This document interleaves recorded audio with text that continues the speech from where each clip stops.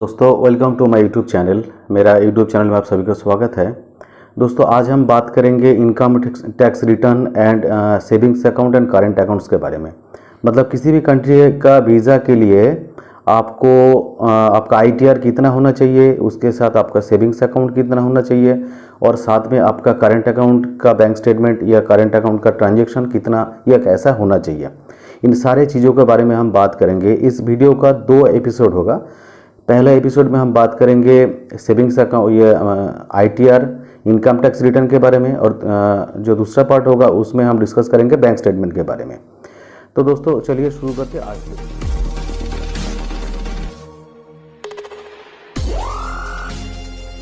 Video. शुरू करने से पहले जो नया व्यूअर्स है मेरा चैनल को जरूर सब्सक्राइब कर लीजिए और पास में जो बेल आइकन है उसको दबा दीजिए ताकि मेरा हर एक वीडियो का नोटिफिकेशन आप लोगों तक जल्दी पहुंच जाएगा। तो दोस्तों चलिए शुरू करते हैं आज का वीडियो। दोस्तों हम सभी ने जानते हैं कि 2-4 डॉक्यूमेंट्स ऐसे होते हैं जो हर एक कंट्री वीज़ा के लिए मैंडेटरी होते हैं, जैसे कि बैंक स्टेटमेंट, चाहे वो करंट हो चाहे वो सेविंग्स हो, और दूसरा है आपका इनकम टैक्स रिटर्न। ये जो सारे डॉक्यूमेंट्स हैं ये मैंडेटरी होते हैं। तो इस जो मैंडेटरी डॉक्यूमेंट्स होते हैं, आपका इनकम टैक्स रिटर्न कोई भी कंट्री वीज़ा के लिए, किसी भी कंट्री वीज़ा के लिए इनकम टैक्स रिटर्न कैसा होना चाहिए, ये कितना होना चाहिए, उसमें आपका अर्निंग कितना होना चाहिए, या आपने उसमें कितना टैक्स दिया है वो कितना होना चाहिए, ये सारा डिटेल्स में हम आज बात करेंगे। चाहे वीडियो थोड़ा लंबा हो जाए तो वीडियो को बिल्कुल आप लोग स्किप मत कीजिएगा, पूरा वीडियो को देखिएगा, तभी आपको पूरा समझ में आ जाएगा। मुझे लगता है अगर आप इस वीडियो को देखेंगे तो यूट्यूब में आपको दूसरा और कोई वीडियो देखने का जरूरत भी नहीं पड़ेगा ये bank statement and income tax return के बारे में। तो दोस्तों इनकम टैक्स जो होता है, मतलब आप इंडियन गवर्नमेंट को कितना टैक्स पे करते हो, मतलब आपका इनकम जो होते हैं उसी हिसाब से आप इंडियन गवर्नमेंट को आप टैक्स पे करते हो, वही होता है आपका इनकम टैक्स रिटर्न। वो किसी भी कंट्री का कॉन्सुलेट वही देखता है कि आपका इनकम टैक्स आपने कितना भरा हो, मतलब आपने कितना टैक्स दिया हो। आपने जितना ज़्यादा टैक्स देते हो उतना ही आपका इनकम भी ज़्यादा होते हैं। तो इसलिए किसी भी कंट्री के वीज़ा के लिए जो मिनिमम इनकम टैक्स रिटर्न होते हैं, आईटीआर होते हैं, उसमें इनकम होना चाहिए 5.5 से 6 लाख के अंदर। चाहे अबव हो जाए, 6 लाख के ऊपर हो जाए तो कोई प्रॉब्लम नहीं है, लेकिन मिनिमम होना चाहिए 5.5, 5.5 लाख टू 6 लाख। ये एक अच्छा इनकम टैक्स रिटर्न होते हैं। ये आपका इनकम होना चाहिए एक इनकम टैक्स रिटर्न डॉक्यूमेंट्स के। और जो दूसरा है, इसमें आपका कितना टैक्स पे करना चाहिए। अगर आप इनकम टैक्स दिखाते हो कि आपका ईयरली इनकम है 5.5 से 6 लाख के अंदर, तो इसमें आपको टैक्स करना पड़ेगा कम से कम 5 से 10 हज़ार, 5,000 टू 10,000 के अंदर आपका यह टैक्स देना पड़ेगा, तभी आपको जो इनकम टैक्स रिटर्न होगा वो वैलिड होगा। कॉन्सुलेट भी देखेगा हाँ ये आदमी साल में 5 से 10 हज़ार के बीच में ये टैक्स पे करते हैं, मतलब ये इसका इनकम भी जेन्युइन होता है और इसका इनकम भी वाइट होता है। तो दोस्तों अगर आपका इनकम है, ईयरली इनकम है 5.5 से 6 लाख के अंदर, तो आप जब वीज़ा अप्लाई करोगे तो उसमें आपका कितना सेविंग्स में बैलेंस होना चाहिए, और अगर आप बिजनेसमैन हो तो आपका करंट अकाउंट में कितना बैलेंस होना चाहिए या कितना ट्रांजेक्शन होना चाहिए। तो दोस्तों अगर आपका इनकम टैक्स है 5.5 से 6 लाख के अंदर, तो आपका सेविंग्स में होना चाहिए 3 से 4 लाख के अंदर बैलेंस, मतलब सेविंग्स में 3 से 4 लाख के अंदर बैंक बैलेंस आपका होना चाहिए। अगर आपका इनकम 5.5 से 6 लाख के अंदर है, और आपका उस टाइम आपका करंट में कितना ट्रांजेक्शन होना चाहिए। करंट में तो कोई बैलेंस नहीं चाहिए। अगर आप किसी भी टाइम में किसी भी कंट्री का वीज़ा अप्लाई करना चाहते हो तो करंट में आपका बैलेंस दिखाने का कोई ज़रूरत नहीं है, आपको सिर्फ सेविंग्स में बैलेंस दिखाना पड़ता है। लेकिन करंट में जो दिखाना जरूरी है वो है आपका ट्रांजेक्शन, मतलब आपने कितना बिजनेस का ट्रांजेक्शन किया है। तो अगर आपका आईटीआर है 5.5 से 6 लाख के अंदर, तो आपका पर मंथ जो बिजनेस का ट्रांजेक्शन होगा वो होगा 4 से 5 लाख के अंदर। 4 से 5 लाख के अंदर आपका ट्रांजेक्शन होना चाहिए, मतलब आपने बैंक में पैसा करंट अकाउंट में डिपॉजिट किया है, करंट अकाउंट से विड्रॉल भी किया है, ये सब मिला के जो ट्रांजेक्शन होता है वो 4 से 5 लाख के अंदर होना चाहिए।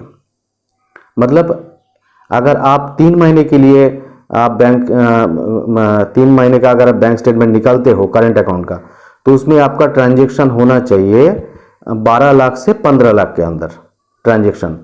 अगर आप वीज़ा के लिए अप्लाई करते हो, जैसे कि फ्रांस के लिए 3 महीने का बैंक स्टेटमेंट करंट या सेविंग्स का जरूरत पड़ता है, तो उस टाइम आपको 3 महीने का देना पड़ेगा। तो ये 3 महीने का आपका जो बैंक स्टेटमेंट होगा वो होगा 12 लाख से 15 लाख के अंदर। अगर आपका इनकम है ITR है 6 to 7 लाख के अंदर, मतलब आपका ईयरली इनकम है 6 लाख से 7 लाख के अंदर, तो आपका कितना टैक्स होना चाहिए? तो अगर आपका इनकम है 6 to 7 लाख, तो आपका टैक्स होना चाहिए 10,000 to 15,000, मतलब 10 से 15,000 आपको टैक्स भरना पड़ेगा। तो आपने 10 से 15,000 टैक्स भर दिया और आपका इनकम आपने दिखा दिया 6 to 7 लाख, तो उस टाइम आपका सेविंग्स में कितना बैलेंस होना चाहिए? जब आप वीज़ा अप्लाई करेंगे तो आपका बैंक में उस टाइम होना चाहिए 4.5 से 5 लाख। आप ये नोट डाउन कर लीजिए, नहीं तो वीडियो को बार बार देखिए और ये नोट डाउन कर लीजिए तो आपको समझ में आ जाएगा। अगर आपका इनकम है, आपने ITR फाइल में दिखा दिया, आपकी इनकम है 6 to 7 लाख, तो आपका सेविंग्स में आप जब वीज़ा अप्लाई करेंगे उस टाइम आपको बैलेंस होना चाहिए 4.5 से 6 लाख के अंदर, मतलब 4.5 लाख to 6 लाख के अंदर। और आपका करंट में कितना ट्रांजेक्शन होना चाहिए? आपका करंट में ट्रांजेक्शन होना चाहिए 6 to 7 लाख पर मंथ, मतलब 6 लाख से 7 लाख के अंदर आपका टर्नओवर या ट्रांजेक्शन होना चाहिए पर मंथ। टर्नओवर या ट्रांजेक्शन आपका होना चाहिए, बैलेंस नहीं, मतलब आपका पैसा डिपॉजिट हुआ, इंटर हुआ, ये सारा चीज कुल मिलाकर आपको 6 to 7 लाख का आपका ट्रांजेक्शन होना चाहिए। तो दोस्तों ने इनकम दिखाया आपका ITR फाइल में, आपका इनकम है ईयरली 7 से 10 लाख के अंदर, मतलब आपका ईयरली इनकम है 7 to 10 लाख पर ईयर, तो आपको इस टाइम टैक्स देना पड़ेगा 15 से 25,000, 15,000 to 25,000 के अंदर आपको टैक्स पे करना पड़ेगा, तभी आपका ITR वैलिड होगा, मतलब वीज़ा के लिए एलिजिबल होगा। और आपका इस टाइम करंट सेविंग्स अकाउंट में बैलेंस होना चाहिए 6 to 7 लाख, 6 से 7 लाख का आपका सेविंग्स अकाउंट में बैलेंस होना चाहिए। और आपका जो करंट अकाउंट है, करंट अकाउंट में आपका तो कोई बैलेंस नहीं चाहिए, सिर्फ आपका टर्नओवर चाहिए, ये ट्रांजेक्शन चाहिए। तो इस टाइम आपका करंट अकाउंट में जो ट्रांजेक्शन चाहिए वो है पर मंथ 8 से 10 लाख के अंदर, मतलब पर मंथ आपका करंट अकाउंट में ट्रांजेक्शन होना चाहिए 8 से 10 लाख के अंदर, तभी आपका ये जो current account, savings account and आपका जो ITR है, ये तीनों वेरीफाइड होगा। कॉन्सुलेट भी देखेगा हाँ ये आपका इसका जो ITR है, बैंक स्टेटमेंट है, ये सारे कुछ जेन्युइन है और ये आदमी भी जेन्युइन ही, ये डॉक्यूमेंट्स भी जेन्युइन दिया है, तो इसका वीज़ा अप्रूव कर देते हैं जल्दी। देखिए दोस्तों, ये डॉक्यूमेंट्स अगर आपका सारे होते हैं तो आपका वीज़ा मिलने का चांसेस बहुत ज़्यादा बढ़ जाते हैं। साथ में जो होता है, अगर आपका ट्रैवल हिस्ट्री हो जाता है ना, अच्छा ट्रैवल हिस्ट्री अगर आपका है, तो आपका कुछ डॉक्यूमेंट्स अगर कमी है तो वो भी नज़रअंदाज करते हैं कॉन्सुलेट ने, कि देखते हैं हाँ इसका तो अच्छा ट्रैवल हिस्ट्री है इस कैंडिडेट का, तो इसका कुछ डॉक्यूमेंट्स में अगर कमी भी हो जाएगा तो वो लोग नज़रअंदाज करते हैं। तो दोस्तों, आज इस वीडियो में हमने पूरा डिस्कस किया, आप लोगों को समझाया कि अगर आपका करंट अकाउंट, सेविंग्स अकाउंट और ITR कितना होना चाहिए। तो दोस्तों, इस टाइम आप लोगों के पास टाइम है, जो सोच रहे हो कि अगले 2-3 महीने के अंदर आप लोग अप्लाई करोगे कोई भी कंट्री का वीज़ा, चाहे वो शेनेगन हो, चाहे वो कोरिया हो, चाहे वो जापान हो, चाहे वो ऑस्ट्रेलिया हो, चाहे वो कनाडा हो, तो आप लोग अभी से अपना तैयारी कीजिए, आपका करंट अकाउंट रेडी कीजिए, आपका सेविंग्स अकाउंट रेडी कीजिए, आपका ITR रेडी कीजिए। और ITR मैंने जो बोला है, मेरे को फ़ोन आता है सर ITR 5 लाख के भर दूँ, 10 लाख के भर दूँ, जो बोलेंगे वही भर दूँ। ऐसा ITR भरने से नहीं होता है दोस्त।